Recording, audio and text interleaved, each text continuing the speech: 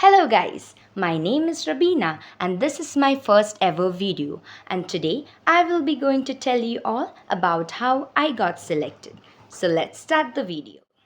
It was the month of May when I applied online to Unstop. और आप सभी को पता होगा कि हम ऑनलाइन अप्लाई कर सकते हैं अनस्टॉप से और उसमें एक असेसमेंट कंप्लीट करना पड़ता है।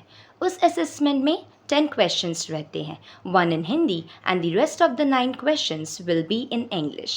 I also gave the same assessment, but I couldn't complete the last question due to shortage of time. So I was really very skeptical about my results कि मैं शॉर्टलिस्ट हो पाऊँगी या नहीं। I used to check regularly कि कोई update आ रहा है कि नहीं अनस्टॉप से, but there was no update. After a month, I suddenly got a message in WhatsApp from Unstop that I have been shortlisted and I have been called for the final face-to-face round of interview, which will be held in Kolkata, which is my nearest interview location. I was really surprised and happy because I didn't believe कि मैं shortlist हो जाऊँगी ये assessment round में. So I was fully prepared to go and attend the interview. But what happened, like interview के एक दिन पहले मुझे बहुत तेज़ बुखार आ जाती है. I was really very ill and was down with high fever. मैंने अपने पेरेंट्स से बात किया, उन्होंने बोला कि कभी और चल जाना बिकॉज़ अभी हायरिंग तो लगातार होते ही रहती है. बट मुझे पता नहीं क्यों अंदर से मुझे वैसा लगा कि मुझे जाना चाहिए इंटरव्यू देने के लिए, शायद इस बार क्रैक हो जाए. So and I was working in Amazon eight that time. तो मेरा नाइट शिफ्ट ख़त्म होता था 6 बजे, तो मैं सुबह के 6 बजे नाइट शिफ्ट ख़त्म करने के बाद मैं फ्रेशन अप हो गई. बैग तो मेरा पहले से ही पैक किया हुआ था और मैं I left for my interview at 6:30. मेरा बस था. I had also booked my tickets the day before my interview. तो मैं रिपोर्टिंग मेरा टाइम था 11 बजे का, but I reach the venue at 10:30. मैं वहाँ पे वेटिंग एरिया पे जाती हूँ, वहाँ से मैंने टोकन ले लिया. आप सभी को पता होगा कि टोकन लेना मैंडेटरी है. टोकन मैंने ले लिया वहाँ से. फिर I again went to the washroom, I freshened up, get ready, मैंने बाल वाल सब कुछ ठीक कर लिए. फिर I went again back to the waiting area. फिर we were waiting all the candidates. There were huge number of candidates at that day. बहुत ज़्यादा क्राउड था उस दिन. We were waiting, so suddenly कुछ देर बाद में एक HR मैम आती है. उन्होंने आके बोला कि जिन लोग का अनस्टॉप से क्लियर हो गया है इंटरव्यू, वो एक अलग लाइन बना ले और वहाँ पे खड़े हो जाएं. We made another line and we were seated over there. फिर हमें मैम आके इन्फॉर्म करती हैं दैट हमारे बस 2 राउंड्स होंगे.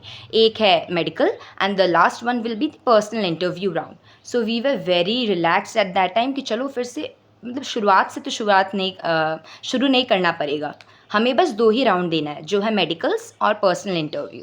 सो we were waiting for our turn for our medicals. 2 घंटे बाद में हमें मेडिकल्स के लिए बुलाया जाता है. We cleared our medicals and we were waiting. तभी एक मैम आती, उन्होंने बोला कि आप लोग लंच कर लो, फिर आप आ जाओ 2 बजे तक. We had a lunch. उतना खाने का तो कुछ मन नहीं था because we were very anxious and nervous at that time कि क्या होने वाला है, क्या क्या क्वेश्चंस किया जाएगा. सो बस थोड़ा कुछ लंच कर लिया, केक वेक खा लिया, फिर हम लोग वापस आ गए 2 बजे तक. We are waiting there. फिर 3 घंटे बाद आफ्टर 3 आवर्स शाम के 5 बजे तरफ हमें बुलाया गया फॉर अ पर्सनल इंटरव्यू.